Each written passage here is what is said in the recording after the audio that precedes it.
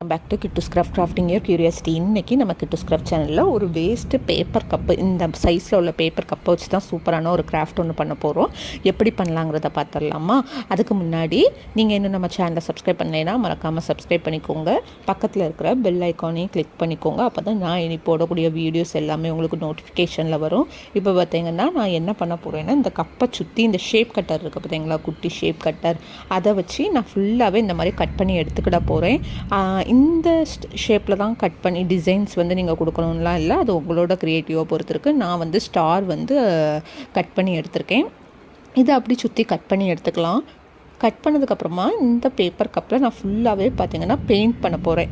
என்ன colour பெயிண்ட்டுன்னா, first ஒரு light colour அடிச்சுட்டு அதுக்கு மேலே நீங்கள் டார்க் கலர் அடிச்சிங்கன்னு வச்சுக்கோங்களேன். ஃபஸ்ட்டு ஏதாச்சும் ஒரு கலர் அடிச்சுக்கிட்டு அதுக்கு மேலே அடித்தோன்னா நம்ம வந்து அந்த கப்பில் உள்ள டிசைன்ஸ்லாம் கொஞ்சம் மறையும். இப்போ நம்ம ஸ்ட்ரைட்டாகவே அடிக்கணும்னா ஏதாச்சும் டார்க் கலர் அடித்தா கூட ஹைட் ஆகிறதுக்கு சான்சஸ் இருக்குது. ஆனால் லைட் கலர் அடிச்சிடாதீங்க, அப்போ அந்த கப்பில் உள்ள டிசைன்ஸ் எல்லாமே டிரான்ஸ்பரண்ட்டாக தெரியும். ஸோ நான் இந்த மாதிரி ஒரு டார்க் கலர் வந்து அப்ளை பண்ணிவிட்டு நல்லா காய வச்சு எடுத்துக்கோங்க. காஞ்சதுக்கு அப்புறமா இந்த ஸ்டாருக்கு கீழே பார்த்தீங்கன்னா இந்த லீஃப்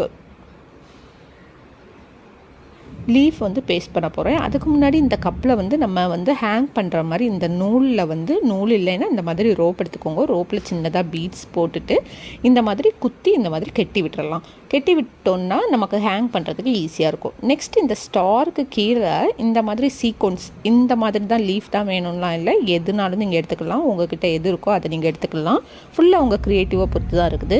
அந்த ஸ்டாருக்கு மேலே பீட்ஸையுமே ஒட்டிட்டேன். நான் இந்த வாட்டி பீட்ஸ் ஒட்டினது, லீஃப் ஒட்டினது எதையுமே வீடியோ எடுக்கல பார்த்துக்கோங்க. ஸோ நெக்ஸ்ட் டைம் இந்த மாதிரி ஒட்டும் போதெல்லாம் கரெக்டாக வீடியோ எடுத்து வச்சுக்கிட்டேன். இப்போ அவ்வளோதான் நம்மளோட ஹேங்கிங் ரெடி. வால் ஹேங்கிங் ரொம்பவே க்யூட்டாக இருந்துச்சு, குட்டியாக. அதுவும் இப்படி சுற்றும் போது ரொம்ப ரொம்ப அழகாக இருந்துச்சு.